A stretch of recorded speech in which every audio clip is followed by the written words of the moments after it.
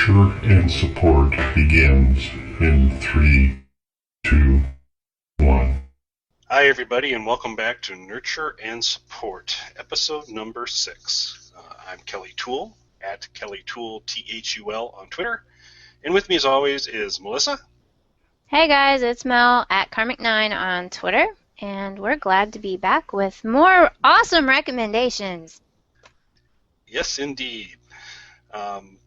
And, of course, I will keep with the tradition of recommending music that was recorded many, many years before Mel was born, but it's good stuff, so I think it's holding up well through the test of time. So we'll see how that goes, but that's a bit of a spoiler. We'll get to the music recommendation later. I'm going to start off with a movie recommendation, and this is one of my all-time favorites. I still stand by the opinion that Army of Darkness is the greatest movie ever made, and that may be a recommendation down the road. Another spoiler for everybody. But this one does feature Bruce Campbell, who's also in Army of Darkness, and it's called Bubba Ho-Tep. And Bubba Ho-Tep is the story of Elvis and JFK fighting a 3,000-year-old mummy from an East Texas nursing home. So not your typical setting for there. Oh, these are the kind of things that happen in Texas all the time. It made sense, and it all did. But it's a great movie, and I recommend it to folks. What I typically do for so there's some rough spots to the movie. Particularly, Elvis is afflicted with a problem that's really fairly unpleasant, and they kind of get right to it at the beginning to establish what that problem is. So what I always tell people is, so in the first 5 minutes, you may be asking yourself, what in the world is he having me watch? But just muscle through that first 5 minutes. It's an important plot point. But once you get through that kind of initial introduction of Elvis's problem, pretty good there. And so it's Bruce Campbell and then Ozzie Davis, who unfortunately has passed away a couple years ago, a very respected and dignified African-American actor, plays John F. Kennedy in the movie, or at least he thinks he's John F. Kennedy, and that they took half his brain out, replaced it with sand, and dyed him black. And he's fairly certain that Lyndon Baines Johnson had a lot to do with it. and it's just tons of cute little points to it. Bruce Campbell does, if Elvis were in his probably 60s in this movie, afflicted with something pretty unpleasant, I think it would be exactly as Bruce Campbell portrays him. He does a very, very, very good Elvis. He doesn't sing any Elvis songs because they didn't want to pay for the rights. And so when they kind of show little clips of stuff, it's just kind of filler music, and then like one of the Elvis movies comes on while he's in the nursing home, and it's a bunch of people dancing on the beach, but it's not really one of the Elvis movies at all. Oh. But he does a remarkable Elvis, and don't want to spoil the whole movie, but I think kind of to give one important kind of story arc is that everybody in the nursing home thinks he's Sebastian Haff, and Sebastian Haff was an Elvis impersonator. And according to the storyline, what happened is that the fame and stuff got too big for Elvis. He said, you know what, I just want to live off my money. So he set up a contract with the best Elvis impersonator out there, Sebastian Haff, and they switched places. And Elvis kept all the records that if anybody wanted to switch back, he could. But unfortunately, those were destroyed in a freak propane grilling accident. So he was left being Sebastian Haff, trying to convince everybody he was Elvis. And so it was Sebastian Haff who actually died with a drug overdose, and not Elvis. Elvis is actually in this nursing home. So right. It's pretty good. The guy that did. And I'm gonna forget the director's name, and it's a real Dan Cusiano. He's the one that did Phantasm. Kind of the tall man with the silver ball with all this stuff. He did that. So it's really well directed. The music is got a little that kind of Texas feel to it. Really, really kind of a cool soundtrack. Beautifully shot. Ozzie Davis and Bruce Campbell tear it up. Elvis and JFK as geriatric crime fighters is a pretty big funny thing to see. And so I'd highly recommend it. Like I said, that first 5 minutes, buckle up, get through it, and there's just tons of good lines, and it's a fun movie. And the mummy's pretty good in terms of the makeup and the way they characterize it. And for some reason, the mummy has decided that since he's in Texas, he's got to wear a cowboy hat. So he's walking around in kind of some sort of cowboy-esque gear and a hat, and there's the big showdown and tons of good things. So I highly recommend you get a chance to see Bubba Ho-Tep. There is going to be a sequel. Well, the rumors are there will be a sequel, which is going to be Bubba Nosferatu. At this point, Bruce Campbell has decided he wasn't going to proceed with it, which is a real shame, as Elvis, but still think they're going to be putting it together. So at some point we may see Bubba Nosferatu, which will be probably pretty good too. But Bruce and then Campbell after that, they can do the Wolfman. Yep, it could be a major. It could be the Hunger Games kind of franchise, I'm sure. But it's highly worth it. So that would be my first recommendation for today. Okay. Well, my first one is going to be a podcast. You probably remember WKRP in Cincinnati, that show. I get the loaded age reference, but yes, I do. Well. I watched it, though I think it was in reruns. Anyway, for all of you out there, look it up. It's about a radio station, and it had Lonnie Anderson, who everyone at the time just adored.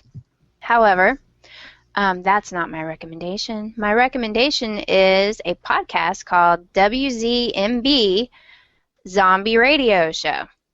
It's basically like WKRP meets zombies. It's the story basically told by Jimmy Rudoplh, who is a DJ. He likes jazz music. He is a jazz DJ at WZMB in New York after the zombie apocalypse has happened.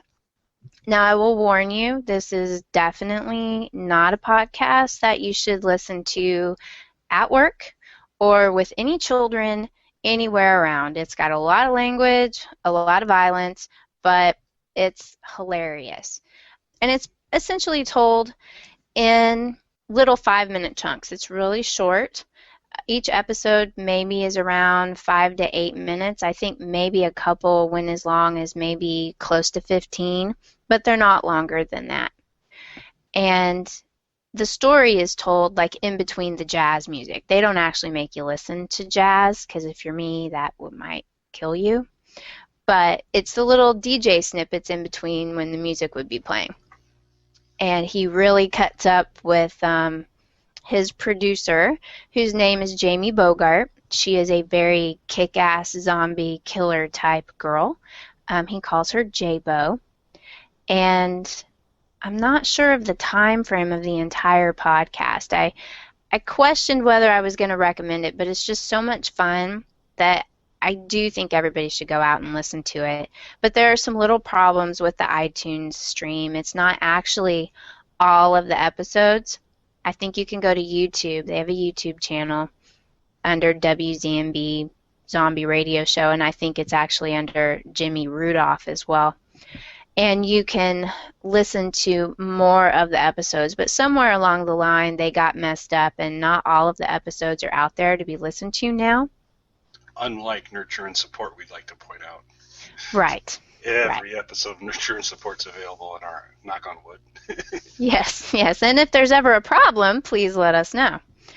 But it's just really fun. It's hard for me to describe because Jimmy Rudolph's kind of an older guy, and he's likes to play like he's a big tough guy, but he basically lives in a bunker in New York in the radio station, and he never goes out on the street. And J-Bo is the one who goes out and kicks ass everywhere, and then of course a big evil corporation steps in and tries to make money off of the zombies and makes the zombie apocalypse worse, of course, as big evil corporations do, because they try to train the zombies and turn them into servants and all of that sort of stuff. But they have a few guest voices come on that portray different people calling into the radio show on a regular basis. They get an intern that they send out into horrible zombie-infested areas to get traffic reports, and it's just a lot of fun. If you're a fan of the whole zombie thing, it doesn't take itself very seriously, but it's just, to me, a good take on what's out there in the zombie genre to listen to, especially given that it's kind of all completely set in New York, which is something, being in Texas, I am not familiar with at all. So if you're from New York, you might have a problem with it, but it read good to me. They cover all sorts of things.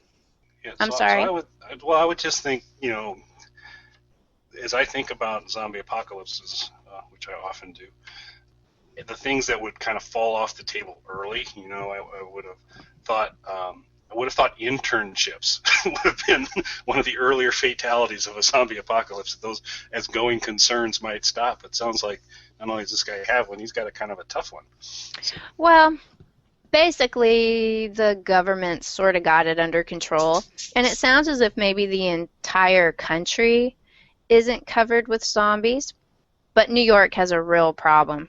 But the government is still functioning. In fact, local politics for the mayor of New York features very, very much in the first, probably the first 10 or so episodes, where they have different candidates calling in. They actually have a candidate that is in prison. And he wants to be mayor, but he doesn't want to leave the prison because the prison is safe from the zombies. And it's pretty funny. But it's definitely not safe for you to listen to around children. There's a lot of language, a lot of adult situations as well. So, because Jimmy is a dirty old man, as probably a lot of DJs probably are. That just, that probably might get me into a little trouble. But it just really reminded me of when I was a kid watching WKRP, and I don't remember the characters very well, but the older guy with the ponytail in WKRP. Dr. Johnny Fever. Howard. Yes, that's who, and that's who Jimmy Rudoplh reminds me of quite a bit.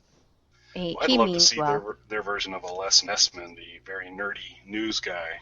Yeah, they didn't go that far, but it's actually a really good podcast that I recommend everybody listen to. It's on iTunes, but like I said, it kind of starts, I don't know, episode 3 or 4 actually. And then it does end, the iTunes feed ends on a really good episode that could really end it. But I saw that it continues for a few more episodes on YouTube. So just take your pick. You're not going to lose anything by listening to it on iTunes. That's where I first listened to it. And then when I got to looking around to see if they were still doing it, I found that they have a website at zombieradioshow.com.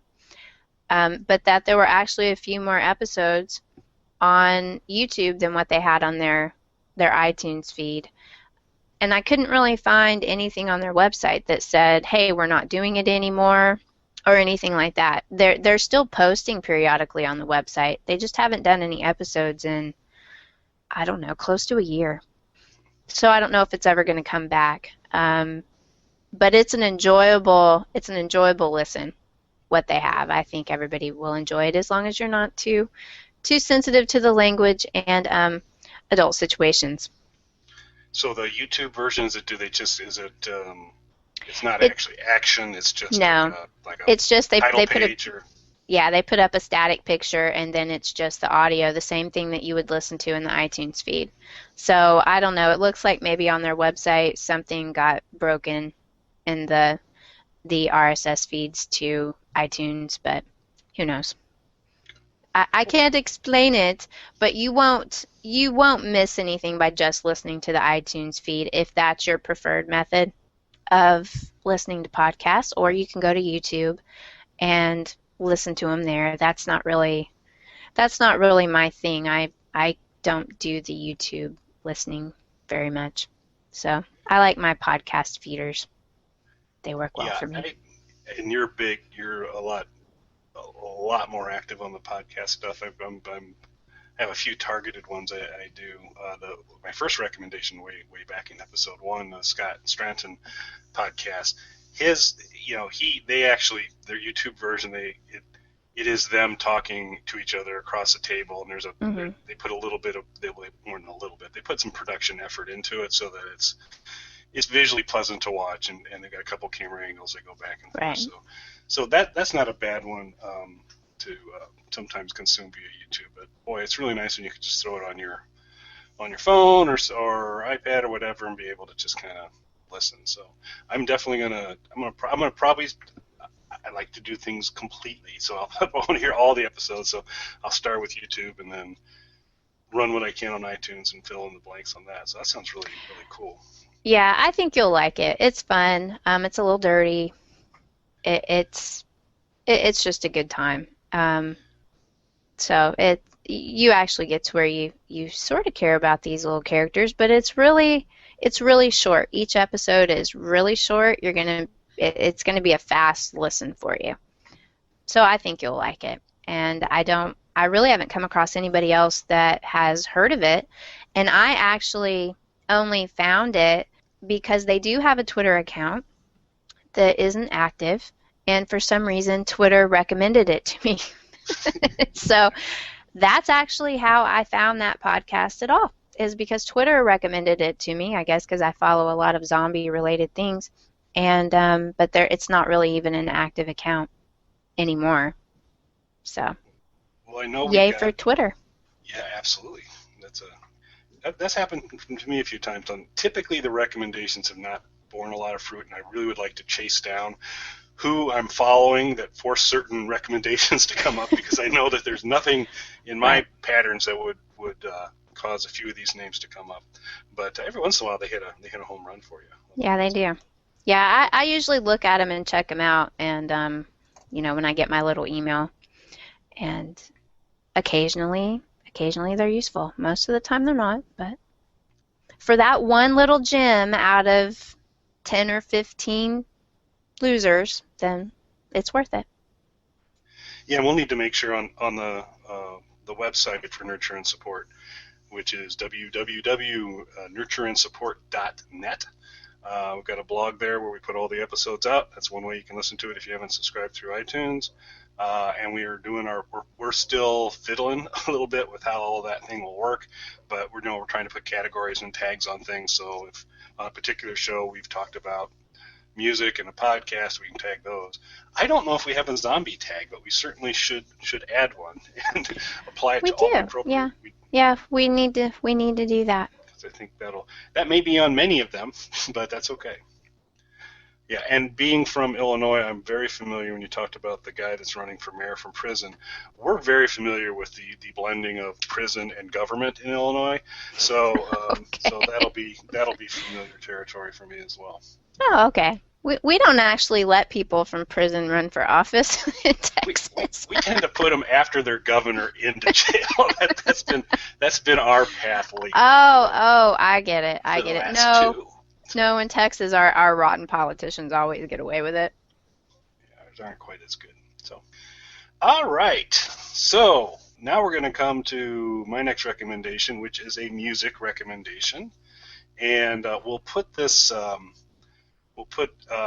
Probably I'll try to take a picture of this and put the image up on the post for this one. But so this is for Mel probably as she watches, but it's just the cutest little dog that you can see ever. Uh-huh. That is the logo for the Bonzo Dog Doodah Band.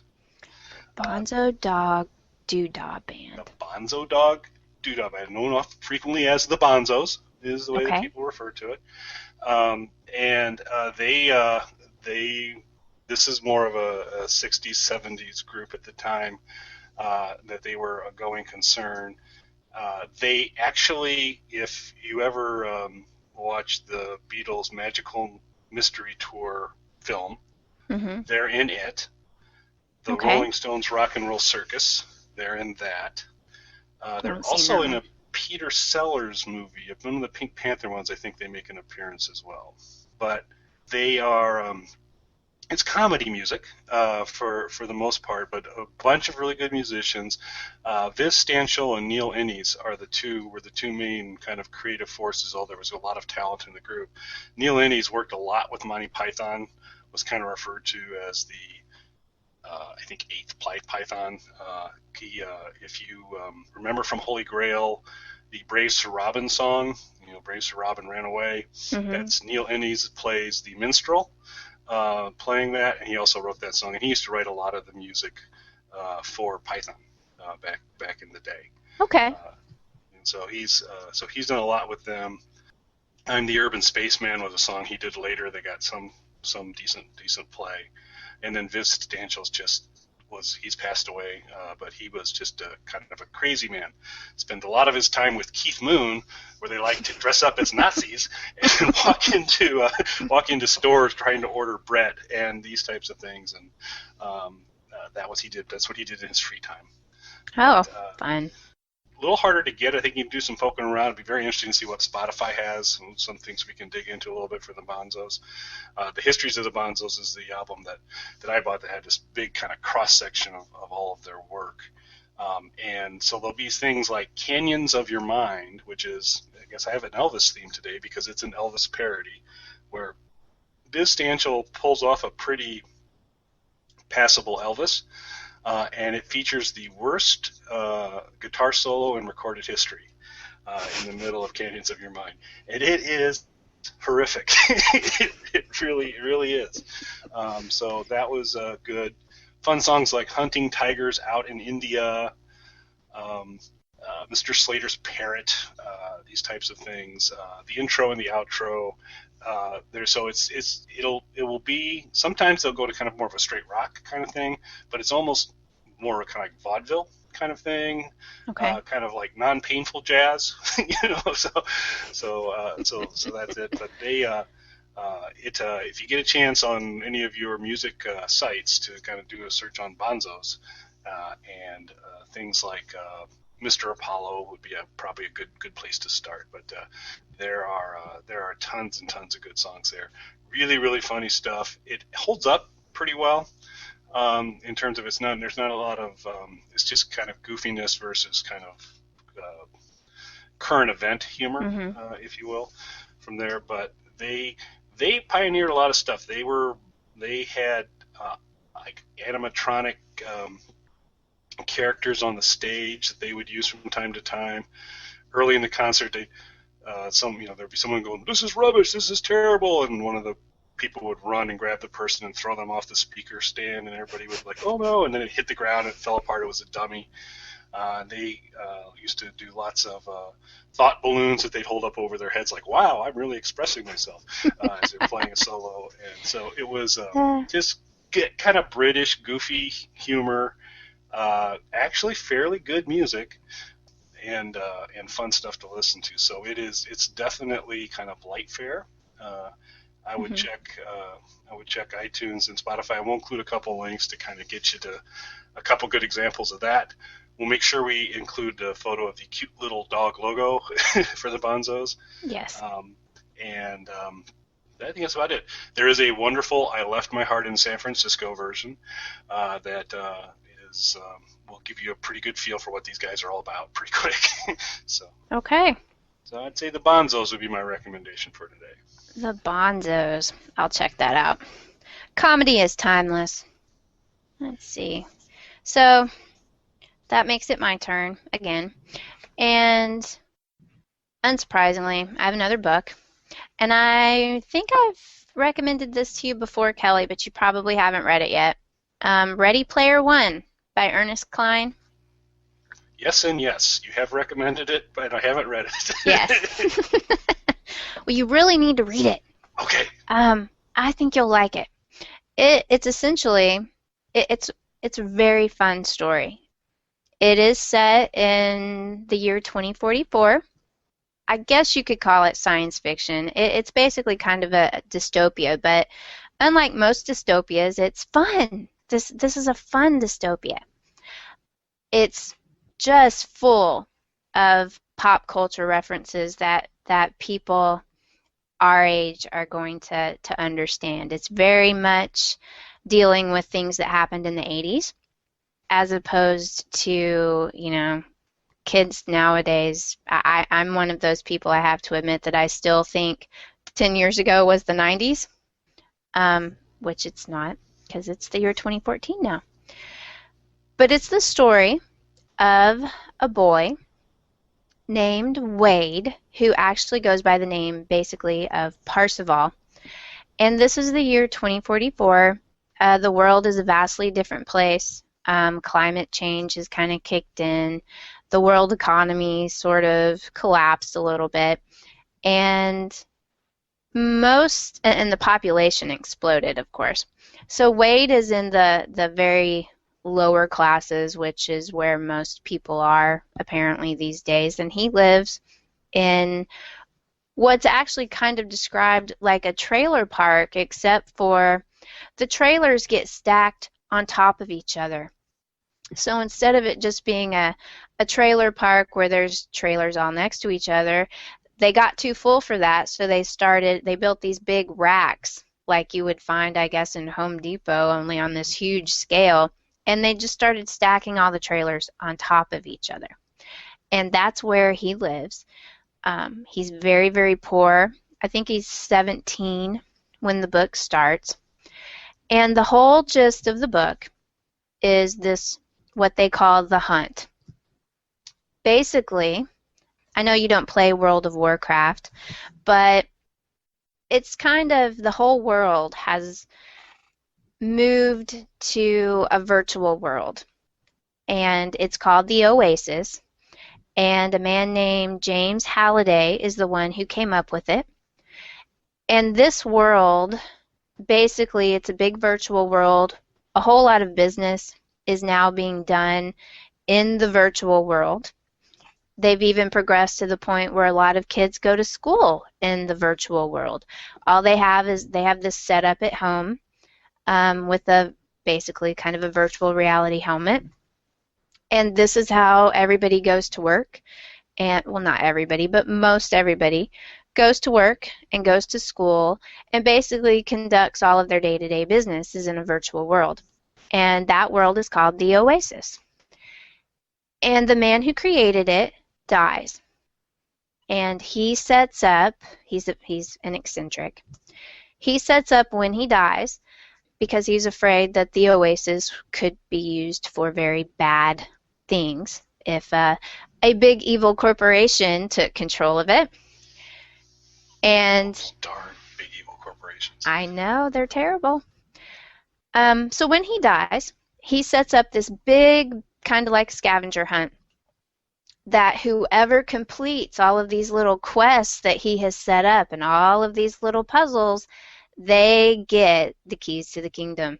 They become the owner of Oasis. And it becomes this huge hunt. He's got 3 keys that have to be found, and basically it's set up like a video game. Halliday loved video games. He loved the 80s. He loved pop culture. One of his favorite games is one of his favorite movies is The War Games, and it features very much in the book. So an entire culture springs up of people searching for the eggs, and they call them egg hunters. And that eventually gets shorted down to gunters. So most of the characters in the book end up having, basically their names are more like gamer tags. Like his name is Wade, but essentially he's Parzival, that's his gamer tag. And he gets a little group of friends, like this girl Artemis. And it's the hunt for all of these eggs. So it's a competition, even though his friends are also in the hunt. You know, it's a competition between all of them. And in the process, Wade grows up. And he ends up being the first person and this isn't a spoiler because they tell you this before the book even starts, he becomes the first person to find the very first egg. And this is years and years and years after this contest starts. And a big evil corporation, of course, gets involved and is trying to kill him and his friends because they want to find the eggs and they want to take over the oasis. Whoever controls the oasis, essentially, is going to end up controlling the world economy and everything like that.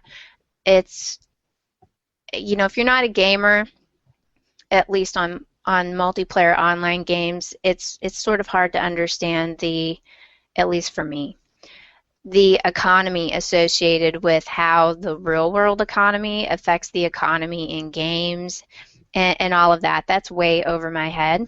I don't understand all of that particular stuff. But in this world, the economy in the game is actually much more stable than any sort of real world economy. And basically, you get paid in game money now. It's worth more than any real money in the world, and so you can be a millionaire in a game, and that actually gets you real world money. So it's all a little mind-blowy for people like me who don't understand things like that. It's a great pop culture reference, the entire game, the entire book is, and it's all played out like a video game. So for people like me, it's great, but I've talked to some people that were younger that didn't think that the book was all that wonderful like I did. But it's mainly, I found out, because they didn't understand a lot of the 80s references. And so if you do understand all of that, it's a totally fun game or book. I keep calling it a game. And I think it's well worth anyone's time. It's a very fun read. And Will Wheaton, once again, does the audiobook, which is spectacular. That it's one of my absolute favorite audiobooks ever. Will Wheaton does an excellent job of reading this book. So I highly recommend it to anyone. Cool. I might just try that the audio way then. The audiobook is really great. That's actually the first way that I listened to the book the first time. I've gone back and I've read it because Ernest Cline did a contest, and there were, like in the book, there were Easter eggs hidden in the book, and he had a contest that whoever figured all of these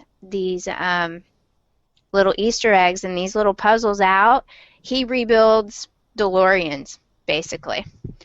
And they won a DeLorean that he had restored and built and made to look like the Back to the Future one. So it was really pretty cool. What would be an example of what one of? So did you find any of the? No, I didn't. I did give it a little bit of a try, but before I had even basically started, someone had already figured out the first clue, and I was like, yeah, this is wasted. There's a lot of really smart people out there trying to win this car, and it won't be me. So I wasn't a very good gunter. I gave up very quickly. But you did have to have the print.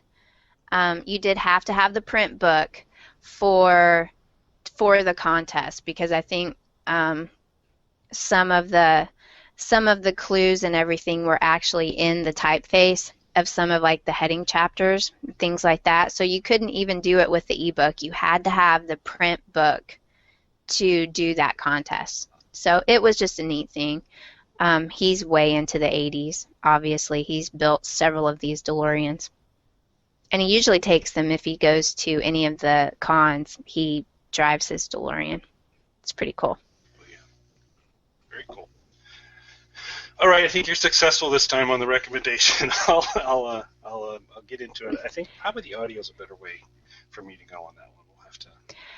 I love the audiobook. My only problem with audiobooks is I sometimes have trouble remembering some of the finer details when I do the audiobook. But in this one in particular, some of the gamer tags, since that's what everybody goes by, it's sometimes hard to get the gist of what he actually meant. But the book's been out for a while, so you actually can see if you want to know how they're spelled, because they're not spelled the way that they're said, because they're gamer tags. They're mixtures of letters and numbers. And you can look on his website to get the cast of characters, or on Goodreads, anything like that. So it's easy to find that out. That's just one of those things that I like, though. So, but chock full of 80s references. Excellent. And you might get the robot ones more than I did. I wasn't really into all of the Japanese robots. They feature quite largely at the end part of the book. But like I said, I enjoyed it immensely, and I didn't know. I knew a couple of the robots, but I was hardly very well versed in Japanese robots, robot monsters, when I was a kid. But war games, I was all over. It was good. I think anybody would enjoy the book, but especially if you're a fan of the pop culture references from the 80s, or you happen to live through the 80s, I think you'll get a kick out of it. Was Gamera one of the robots? Yes. Yes. Yes. Gamera's a good robot. One of the few I knew, but I will admit that wasn't my strong suit. But I knew most of the rest of the stuff he was referencing. Very So cool. Excellent. it's a lot of fun. Alrighty. Maybe now to wrap things up, we'll do our Twitter recommendations for the week, and then remind people all the different ways they can get a hold of us and offer their recommendations. And feel free to comment on our blog posts at any point in time.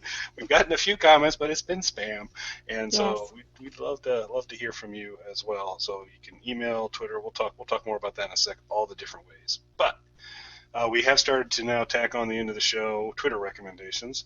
I'll go ahead and start. Mine for this week is Michael Ian Black, and his Twitter handle is Michael Ian Black. So it's fairly straightforward to do. Actor, comedian, a lot of the I love the 80s, I love the 70s, I love the 90s shows that have run. He's one of the people that pops up and comments on it. He is one of the funniest and meanest people on Twitter. And so he, a while back, for every $5 donation to a charitable group that he had identified for folks to do, he said, you donate $5 to this group and tweet me and I'll insult you. And so this was basically having people give money to have him insult them. And he was merciless but people brought it on himself, and so that string was good. 2 days ago, he and Hodgman live tweeted House Hunters International. So I missed that. But just an example tweet from Mr. Black. I have now twice been reprimanded for conducting a citizen stop and frisk. Don't blame me when everybody gets stabbed. So these are the things. He is really wickedly funny. There's a couple guys, also celebrities, famous folks. Back and forth will start between them. It's intense back and forth. It is still, I think at the core of it, it's still all humor and fun, but it is he doesn't hold back, and the people that he pokes don't hold back either. And so he's always funny, kind of rough around the edges. It's not for the faint of heart. He'll go lots of places, but so I'd say Michael Ian Black. I've been following him for quite some time on Twitter and have always enjoyed it. So that's my Twitter recommendation for this week. Okay. Well, mine's not as well prepared as that. I feel bad. But my Twitter recommendation this week is Maureen Johnson, and that's Maureen Johnson on Twitter. She is an author. She writes mostly some young adult type books, but she's one of the people that I think really does Twitter right. She interacts with a wide range of people, and she's really funny. At least I think she's funny. And she recently got a dog, which she named Zelda, and she loves to tweet about crazy things that Zelda has done. Her Twitter bio, just to give you a clue about her, says, there's a fine line between good eye contact and the piercing stare of a psychopath. Maureen is on the wrong side of it. And a fan wrote that. And she's really easygoing. She's just hilarious as hell. But she tweets crazy things all the time about her neighbors. She's not one of those authors who's out there promoting their books all of the time. In fact, I don't know that I've ever really seen her promote her books very much, but she doesn't really need a lot of promotion. And I guess that's probably about all I have to say. But I follow her just because I think she's fun and she's adorable. So follow her. Absolutely. And late breaking news, as we've had this conversation, Michael Ian Black has blocked Ken Jennings, Jeopardy expert. Okay. So just, not only do you get recommendations, you get late breaking news as well. Yes. So hope everyone enjoyed episode number 6 for us. Lots of ways you can stay in touch with us. Gave our Twitter handles at the beginning of the show. I'm Kelly at KellyTool, THUL on Twitter. Mel's Karmic9. There's also a Nurt and Sup, NURTANDSUPP.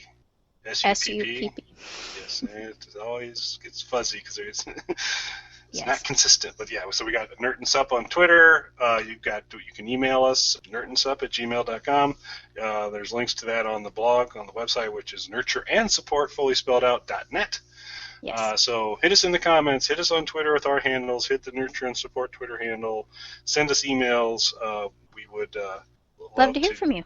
Yeah, absolutely, and get your recommendations on there. So with that, thanks for listening. We will be back next week. Thanks, everybody. Nurturing and supporting narrated.